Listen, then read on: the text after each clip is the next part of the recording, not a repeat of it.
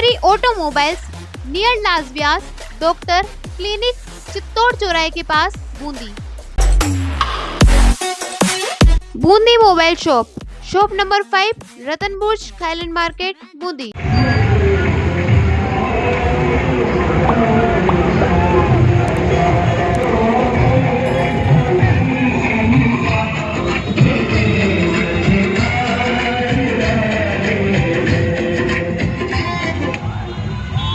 दाल न गलेगी बिन नाम के बिना, देश न चलेगा संविधान के बिना।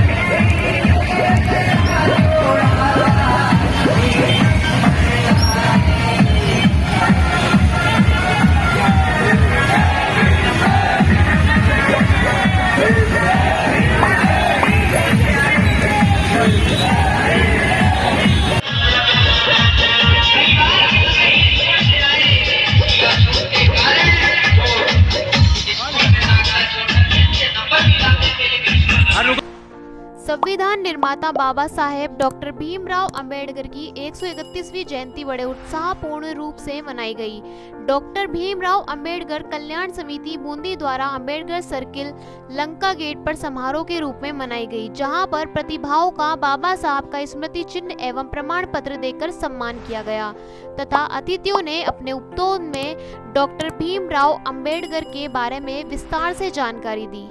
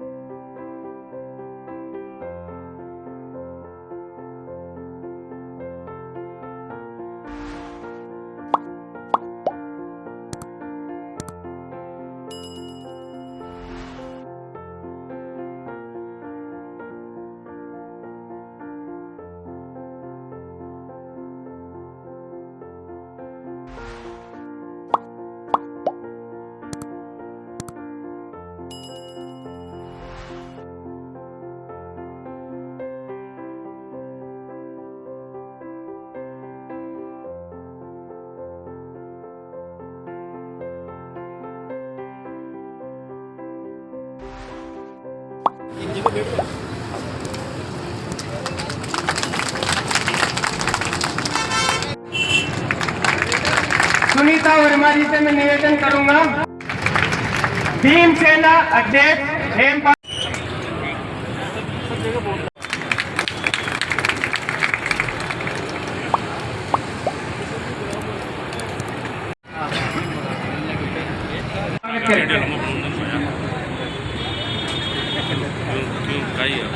अपने बीच में अतिरिक्त जिला का निवेदन करूंगा कि उनका माला पहनाकर स्वागत करें।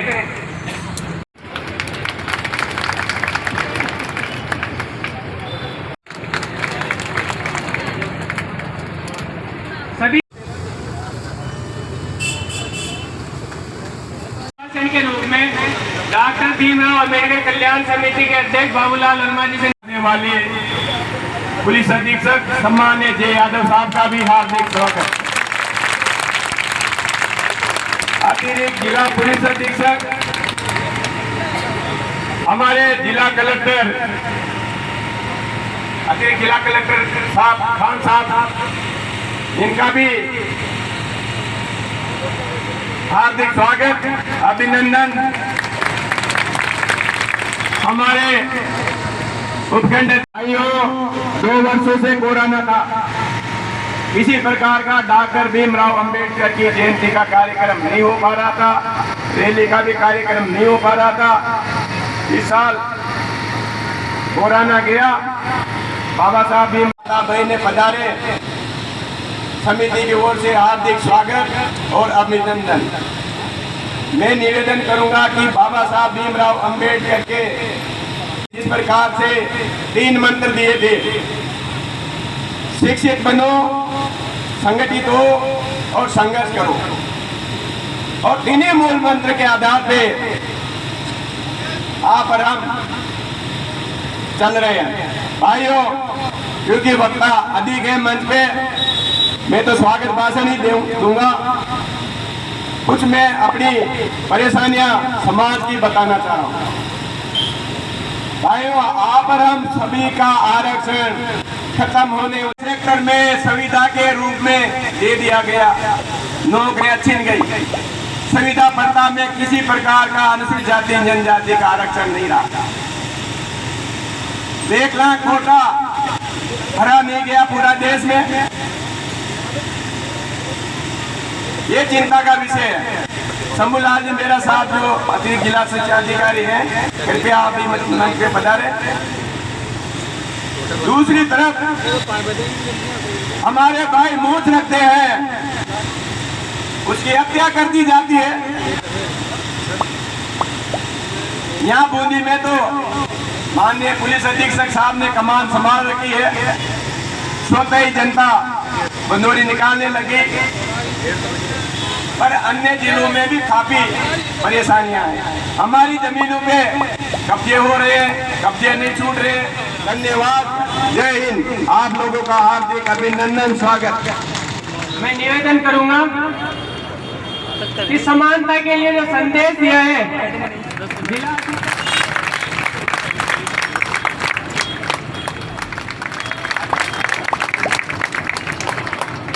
जिला जी का भी सम्मान देकर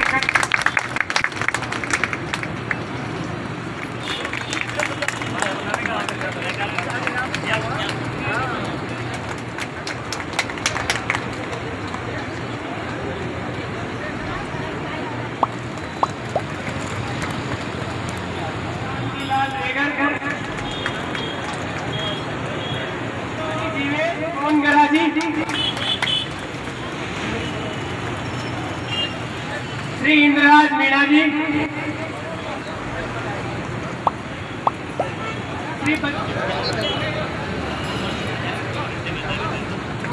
श्री बजरंगलाल आर्य जी,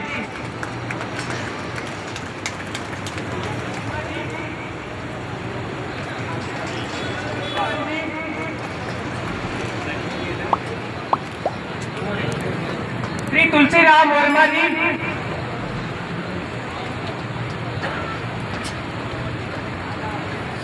श्री शंकर लाल वर्मा जी,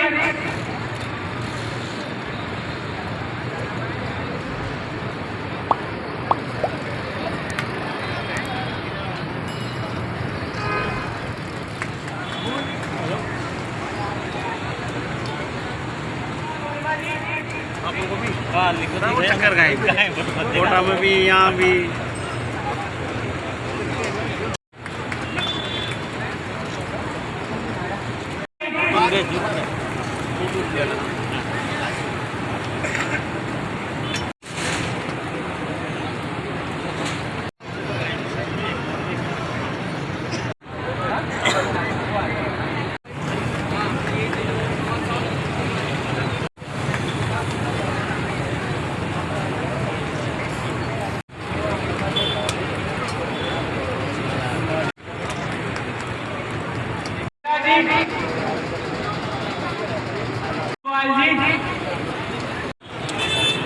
श्री जगदीश प्रसाद मेघवाल जी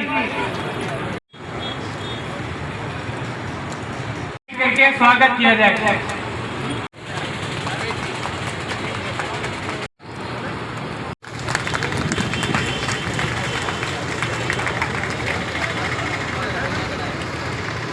जिला पुलिस अधीक्षक कलेक्टर खान साहब का भी, किशोरी लाल जी साहब का भी, बाबा साहब कमल जी मीणा साहब को भी, बाबा कल्याण विभाग से पधारी मैडम साहिबा से का भी, बाबा साहब सभापति श्रीमती मधुजी नवाब साहब को भी, बाबा साहब भीमराव अम्बेडकर का चित्र में मैडम तेज कंवर जी का,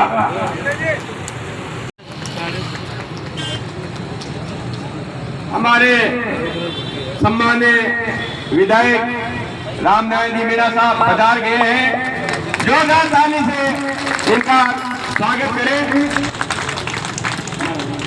रामनारायण मीणा को सापा बना माला बनाकर हमारे बीच में है, उसको भी आप तो सुनना है। और सामाजिक न्याय का जो उन्होंने रास्ता दिखाया, आज उस पर बढ़कर देश चहुमुखी विकास की ओर है। मैं एक अजीब संयोग आज के दिवस में ये भी है कि आज के लगभग 9,000 साल पहले जो सामाजिक और आर्थिक क्रांति हुई थी, उसके नेतृत्व महावीर स्वामी ने किया था, उसकी भी आज जयंती है। सामाजिक प्रथाएं थी, चाहे जाति प्रथा हो या अस्पृश्यता प्रथा हो, उनके खिलाफ एक संघर्ष के प्रतीक के रूप में जो बाबा साहब अम्बेडकर ने संघर्ष किया और अपने संघर्ष को उन्होंने बढ़ाते हुए स्वतंत्रता आंदोलन के दौरान और बाद में जो संविधान सभा बनी, उसके वो जो ड्राफ्टिंग कमेटी थे उसके अध्यक्ष थे, उन्होंने अपने संघर्ष के दौरान अपने विचारों को मूर्त रूप देते हुए उसको संविधान में सम्मिलित कराया। और उसी का परिणाम है कि चाहे हम संविधान में देखते हैं प्रत्येक व्यक्ति को स्वतंत्रता का अधिकार है, समानता का अधिकार है, वाक स्वतंत्रता का अधिकार है, धार्मिक स्वतंत्रता का अधिकार है, और सबसे बढ़कर भारत के जो भी नागरिक हैं उन सभी को एक मौलिक अधिकार के रूप में सभी अधिकार दिए, चाहे वो किसी भी वर्ग से हैं। उसमें बाबा साहब भीमराव अम्बेडकर का बहुत बड़ा अलग नहीं। आज का भारत अलग है, इसमें जितनी बेहतर शिक्षा है वो दिलाएं और आपका और देश का और समाज का विकास करें। और अंत में एक बार पुनः मैं इस अवसर पर बाबा साहब भीमराव अम्बेडकर को पुनः नमन करते हुए अपनी बात समाप्त करता हूँ। धन्यवाद। जैसा कि आपको मेरे पूर्व प्रवक्ता और अधिकारी जी ने काफ़ी विस्तृत रूप में इसकी बताई कि हमारे देश के लिए एक गौरव है भीमराव अम्बेडकर साहब संविधान सभा के अध्यक्ष थे। और वर्षों पहले उन्हें ये चीज़ विदित थी कि आने वाले समय में हमारे देश में किस प्रकार की समस्याएं उत्पन्न हुई, और उसी अनुरूप हमारे देश के संविधान का उन्होंने निर्माण किया। आज मेरी आप सबसे यही अपील है कि ज़्यादा से ज़्यादा शिक्षित बने, ताकि अपने अधिकारी और कर्तव्य दोनों के बारे में आप ज़्यादा से ज़्यादा जान सकें। धन्यवाद। हरिमोहन शर्मा जी, पूर्व विधायक, वर्तमान विधायक सम्माननीय श्री रामनारायण मीणा जी पीपलदा, अतिरिक्त कलेक्टर साहब और इस समिति के अध्यक्ष बाबूलाल जी और उपस्थित सम्माननीय मंच, मैं समय की कमी को देखते हुए मंच पर बैठे हुए सभी प्रबुद्ध गणों का नाम नहीं ले सकती, इसलिए सम्मानित मंच और आज उपस्थित इस 131वें बाबा साहब अम्बेडकर जयंती के उपलक्ष्य में उपस्थित सभी मेरे महानुभाव भाइयों बहनों और प्रबुद्धगण नागरिकों, सबसे पहले तो मैं इस कल्याण समिति को धन्यवाद। Knowledge of symbol Bharat Ratna की उपाधि से सुशोभित संविधान सभा के निर्माता, सदस्य के निर्माता, अध्यक्ष और इस देश को नई दशा और दिशा देने वाले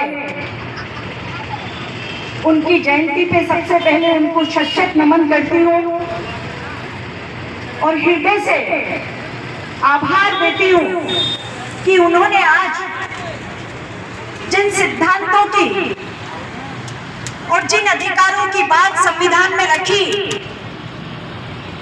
उन पर चलकर देश का निर्माण और विकास हुआ है। कहते हैं कि उस वक्त जब वो थे तब देश के हालात कुछ और थे, देश गुलाम था। मैं आजादी से पहले इसलिए ले जाना चाहती हूँ कि संविधान के अंदर जो सिद्धांत, जो अधिकार, जो मूल अधिकार, जो सुविधाएं दलितों को, पिछड़े वर्गों को, एसटी को और अन्य समाजों को देने का काम किया, लेकिन उसके पहले जब अंग्रेज जो कि सत्ता थी, देश गुलाम था, ऐसे समय में उनका जन्म 1891 में हुआ था।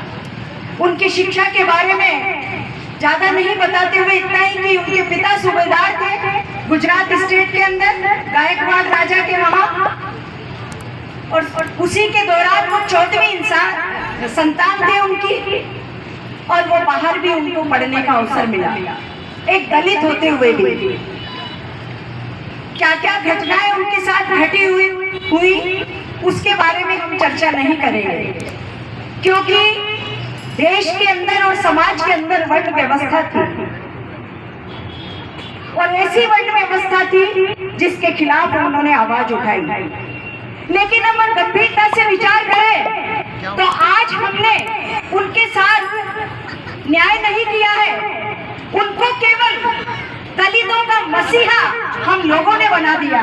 वो दलितों के मसीहा नहीं थे, इस देश की धरोहर थे। इस देश को, पूरे देश को संविधान देने का काम किया।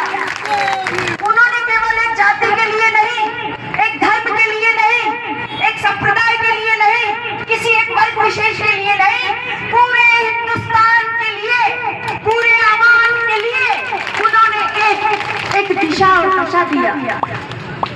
लेकिन हम लोगों ने उन्हें बांट दिया कि ये हमारे हैं। अरे वो हमारे क्या होंगे, वो तो पूरे विश्व के गुरु कहलाने लायक थे और है। आज भी विश्व में उनके सिद्धांतों पर कई देश चलने का काम कर रहे हैं। क्या आज देश के अंदर वर्ण व्यवस्था नहीं है? क्या संविधान को आज 75 वर्ष पूरे हो गए? क्या आज भेदभाव नहीं है? धर्म के आधार पर, जाति के आधार पर, वर्ग के आधार पर, संप्रदाय के आधार पर आज भी हम बचे हुए 75 साल के बाद। देश में अभी 100 साल नहीं हुए आजादी को, लेकिन मैं आपको बताना चाहूंगी कि 1000 सन 10वीं ईस्वी से लेकर 1857 के 1600 ईस्वी तक किसका साम्राज्य था भारत के अंदर? इतिहास पलट कर देखे, कई विदेशी आगे बढ़ हुए, कभी गजनी के, कभी गौरी के, कभी अलाउद्दीन के, कभी मुगल के। 1000 वर्ष विदेशियों का शासन रहा, मुस्लिमों का शासन रहा। मैं मुस्लिमों के खिलाफ नहीं हूं, क्योंकि उन 1000 वर्षों के अंदर कभी भारत की प्रजा का इतना शोषण नहीं हुआ जितना आजादी के बाद इस 75 साल में हुआ है। मेरी बातें बुरी जरूर लगेंगी, लेकिन इतिहास उठाकर देख सकते हैं कि इतना शोषण और अत्याचार उस 1000 साल के वर्षों में नहीं हुआ जो इन वर्षों में होने का काम हुआ है। उन्होंने एक नारा दिया कि शिक्षित हो, संगठित हो और संघर्ष हो। हम शिक्षित हो गए, क्या संगठित हो गए, क्या संघर्ष किया? ये नारा केवल दलितों के लिए नहीं, पूरे देश के लिए था। पर दलितों के लिए इसलिए कहते हैं कि आज भी दिल पर हाथ रखकर सोचना कि किसका शोषण हो रहा है इस देश के अंदर, गुलामी की दास्तां कौन जी रहा है, किसके अधिकार छीने जा रहे हैं, संविधान के साथ क्यों खिलवाड़ हो रही है, संविधान के अधिकारों के अंदर क्यों भेदभाव किया जा रहा है, कौन बदल रहा है इसको? इसके ऊपर गंभीरता से विचार करें। केवल डिग्रियां लेना शिक्षित होना नहीं है। और मूर्ति पूजा के खिलाफ थे। उन्होंने कहा कि मंदिरों में भी घंटा बजता है और स्कूल में भी घंटी बजती है। अगर मंदिरों में जाओगे तो गुलामी की दास्तां जियोगे, और शिक्षा के मंदिर स्कूल में जाओगे तो आप राजा बनोगे। राजा किसी रानी की कोख से जन्म नहीं लेता, राजा जमीन से जन्म लेता है। आज भी हमारे संसद के अंदर हमको अलग प्रतिनिधित्व दिया गया है। मैं पूछना चाहूंगी कि जो लोग आरक्षण के आधार पर, अलग प्रतिनिधित्व के आधार पर विधानसभाओं में और संसद में बैठे हैं, उन्होंने कितना विकास किया आरक्षित वर्ग के लिए, इसके ऊपर भी सोचिए। मेरी बातें बुरी लगेंगी, लेकिन मैं क्षमा चाहूंगी कि इस देश को आवश्यकता है तमाम भेदभाव भुलाकर, जाति पाति का भेदभाव भुलाकर, धर्म का भेदभाव भुलाकर, इस देश में केवल हिंदू नहीं, तमाम जाति और सभी हिंदू है। हिंदू की क्या परिभाषा है? हिंदू कोई धर्म नहीं, हिंदू कोई धर्म नहीं है। इस देश में, हिंदुस्तान में रहने वाला हर हिंदू है, चाहे वो छोटी जात का है चाहे बड़ी जात का है। हम हिंदू हमें गर्व से कहना चाहिए कि हम हिंदुस्तान में रहते हैं, मगर हिंदुस्तान के सारे अधिकार, हक और हुकूक, उनके ऊपर क्या हमारा अधिकार है? क्या समान शिक्षा? आज शिक्षा का व्यवसायीकरण हो गया है, शिक्षा बिक चुकी है, डिग्रियां लाखों में बिकने का काम होता है। अरे गरीबों के बच्चे कहाँ शिक्षा लेंगे? कॉलेज बंद हो रहे हैं, हॉस्टल बंद हो रहे हैं, गरीबों के लिए कोई शिक्षा नहीं, फ्री शिक्षा का है। लेकिन आप सोचिए कि भेदभाव कितना है। क्या उन स्कूलों में सही शिक्षा हो रही है? अरे टीचर्स के दिल से पूछो, कुछ शिक्षक यहाँ भी उपस्थित होंगे, क्या शिक्षक शिक्षा देने का काम करते हैं? पिछड़ गया है। देश के जो बच्चे थे, वो आने वाली जेनरेशन, सर्वे हुआ है विश्व का, आने वाली जेनरेशन भारत की ढिंगी रह जाएगी, शॉर्ट बच्चे हो जाएंगे, वो नौजवान नहीं रहेंगे, और शिक्षा में कोई साल पीछे पिछड़ गए। अरे ऑनलाइन पढ़ाई करा दी उनकी, अभी वो लिखना भूल गए बच्चे, जनरल नॉलेज में पीछे हो गए, 2 साल यदि पीछे चले गए। अरे 1 साल बारिश होती है तो किसान 4 साल पीछे चला जाता है, बारिश नहीं होती तो। अरे 2 साल घरों में बैठकर बच्चों की शिक्षा देश नहीं सो गई। मैं अंत में यही कहूँ कि हमें युवाओं को जो इंसान बना दो, एक थाली में खाए सारा हिंदुस्तान, ऐसा हिंदुस्तान बना दो, ऐसा हिंदुस्तान बना दो। धन्यवाद। माननीय मेहमान एसपी साहब भाई मोहन जी, बाबूलाल जी, बोरलाल जी, सभी साथियों, मंच पर विराजमान संपत्ति और सभी मित्रों, बहनों, भाइयों, बच्चों, उपस्थित जनता जनाब, मैं कहीं कार्यक्रम में चला गया था, देर से उसके माफी। कुछ बच्चे तो बोले, लेकिन मैं आज देख रहा हूँ सब समानता की बात करते हैं, सब आजादी की बात करते हैं, सब बाबा साहब का नाम लेते हैं। विश्व जानता है बाबा साहब किस कौम में पैदा हुए, विश्व जानता है उन्होंने क्या किया, और हम तो जानते हैं कि बाबा साहब ने देश को बचा लिया, संविधान देकर देश को बचा लिया। जब उन्होंने देश को बचाया तो देश को क्यों तोड़, और देश को तोड़ने का तरीका यह साफ दिख रहा है। आप खड़े हो जाइए, वंचित वर्ग के भाइयों को यदि पंडाल से बाहर निकाल दिया जाए तो मंच में नेता जरूर बचेंगे हमारे जैसे, बाकी दूसरे वर्ग के है ही नहीं। आखिर कॉम्बिनेशन क्यों हो रहा, सामान्य जैसे क्यों नहीं हो रहा? मैं देखता रहता हूँ व्हाट्सएप में, आजकल नौकरियां तो खत्म हो गई। गोडला जी यदि नौकरी जाते थे तो पहला नंबर इनका आता था, छठा था, सातवां आता वंचित वर्ग का। ये हमारी संवैधानिक जिम्मेदारी बरती गई है। किसने किया? गालियां निकालते उन प्रतिनिधि को जो घुट करके राजनीति कर रहे हैं। निर्णय कौन लेता है? तो प्रधानमंत्री लेता है, मुख्यमंत्री लेता है। हरिप्रसाद कमरिया, उप निदेशक अभियोजक संभाग अजमेर। आज बाबा साहब की 131वीं जयंती मनाई जा रही है, जो बड़े हर्ष उल्लास से मनाई जा रही है। इसमें आज बूंदी जिले की जो हमारे दलित समुदाय के जो लोग हैं, उन्होंने नवल सागर पार्क से वाहन रैली के रूप में पूरे बूंदी के बाजारों में होकर इस रैली का समापन प्रारंभ करके अम्बेडकर सर्कल के आए और बाबा साहब की प्रतिमा पर माल्यार्पण कर अंत किया। उसके बाबा साहब ने समतामूलक समाज की कल्पना की थी, समतामूलक समाज के लिए ही वो लड़े थे। बाबा साहब चाहते थे कि देश में जो आपस में विखंडता है उसको रोका जाए। वर्ण व्यवस्था के रूप में जो आदमी मेहनत कश है उन लोगों को तवज्जो नहीं दिया जा रहा है, उन लोगों को महत्व दिया जाए। जब तक किसी भी समाज में भेदभाव है, विभेदीकरण है, ये समाप्त नहीं होगा, तब तक किसी भी समाज के सही उसका उत्थान नहीं हो सकता।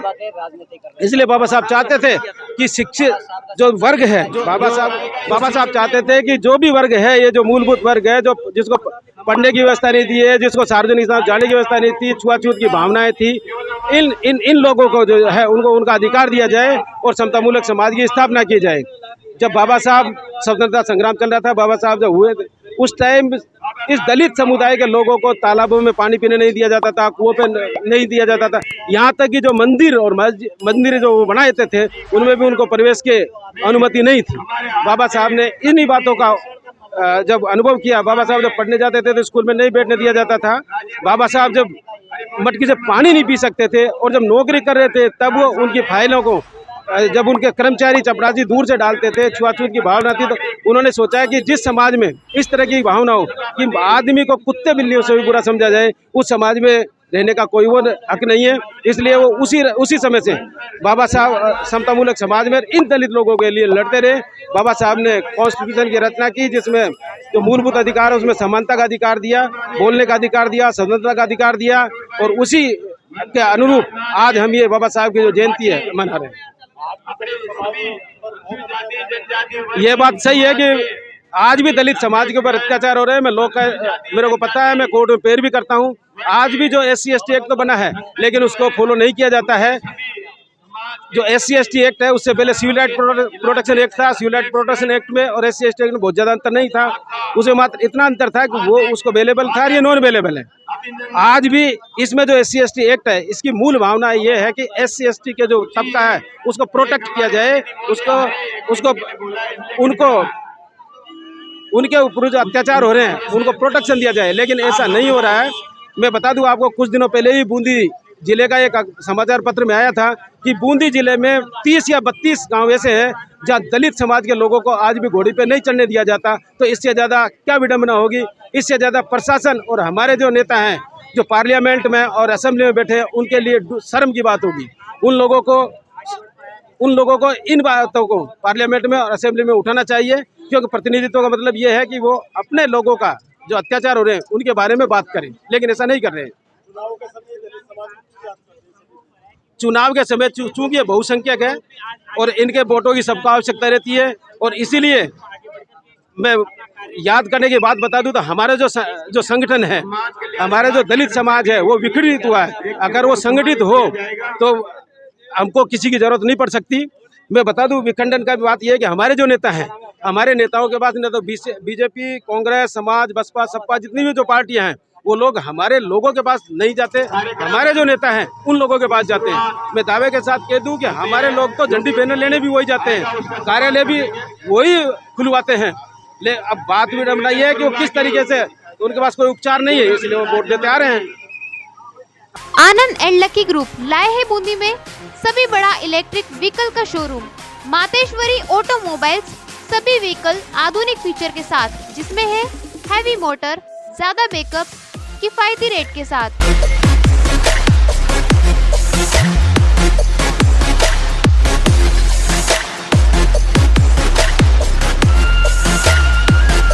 एड्रेस मातेश्वरी ऑटोमोबाइल्स, नियर लास व्यास डॉक्टर क्लिनिक, चित्तौड़ चौराहे के पास, Bundi. Bundi mobile shop number 5। हमारे यहाँ पर सभी ब्रांड के मोबाइल 0% ब्याज दर पर फाइनेंस सुविधा, वाजिब दाम व आकर्षक उपहार के साथ उपलब्ध है। Samsung, iPhone, Oppo, Vivo, Realme, Redmi, OnePlus व टेक्नो व अन्य ब्रांडेड मोबाइल एक्सेसरीज के साथ उपलब्ध है।